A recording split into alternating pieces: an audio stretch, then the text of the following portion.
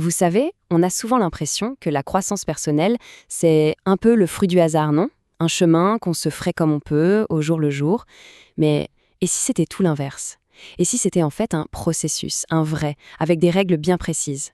C'est exactement ce qu'on va regarder ensemble aujourd'hui, sous un angle un peu différent, celui d'un parcours de foi, vu comme un voyage super structuré. Alors voilà, ça nous amène directement à la grande question. Pour atteindre un but, il y aurait 4 vérités à connaître. Mais quelles sont-elles, ces fameuses vérités? Ok, pour y voir plus clair, voilà notre plan. D'abord, on va voir pourquoi ce processus est incontournable. Ensuite, on parlera de la douleur et comment elle peut nous transformer. Et on terminera avec les signes d'immaturité, tout ce qui peut nous mettre des bâtons dans les roues. Allez, on attaque la première partie, le processus incontournable. L'idée, c'est que c'est une étape obligatoire, personne n'y coupe. En fait, la pensée de base, c'est que le chemin vers un but, ce n'est pas le bazar. Pas du tout. C'est défini par 4 grandes vérités fondamentales. Pensez-y un peu comme les lois de la gravité, mais pour notre croissance personnelle et spirituelle. Ça s'applique à tout le monde, point.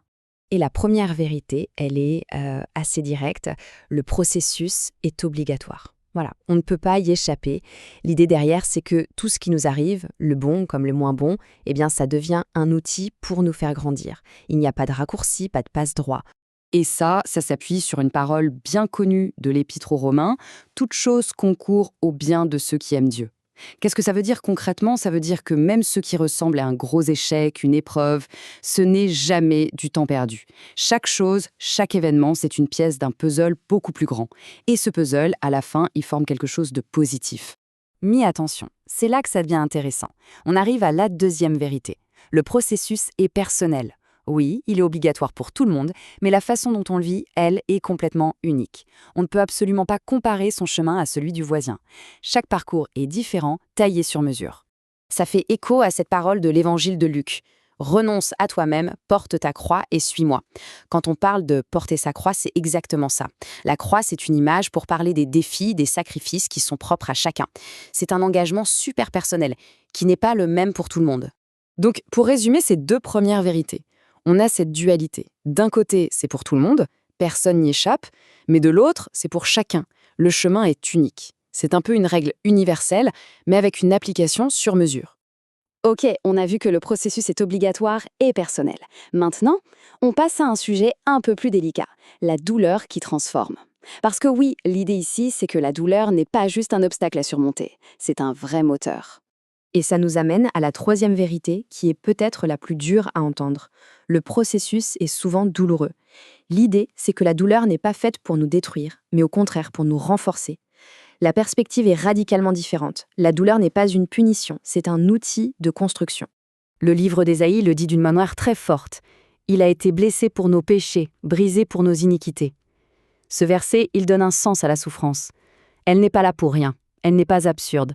Elle sert un but plus grand, un but qui nous dépasse souvent sur le moment. Il n'y a pas que la rédemption, il est aussi l'apprentissage. L'Épître aux Hébreux dit quelque chose d'assez incroyable. Bien qu'il fût fils, il a appris l'obéissance par les choses qu'il a souffertes. C'est fou, non? Ça montre que la souffrance peut être une forme d'école, un moyen de forger le caractère. Et on arrive à la 4e et dernière vérité, celle qui vient un peu tout éclairer. Le processus a un but. Rien de ce qui arrive n'est laissé au hasard. Chaque étape, chaque épreuve, tout ça, c'est une préparation. Une préparation pour quelque chose de plus grand. Et tout ça est résumé dans cette magnifique promesse de Jérémie.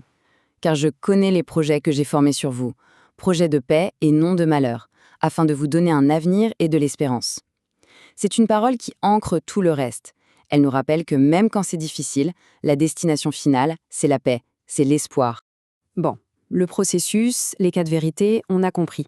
Le chemin est tracé. Mais la question maintenant, c'est est-ce qu'on est prêt à l'emprunter? Parce que clairement, ce genre de voyage, ça demande une certaine maturité, non? Du coup, regardons les choses sous un autre angle.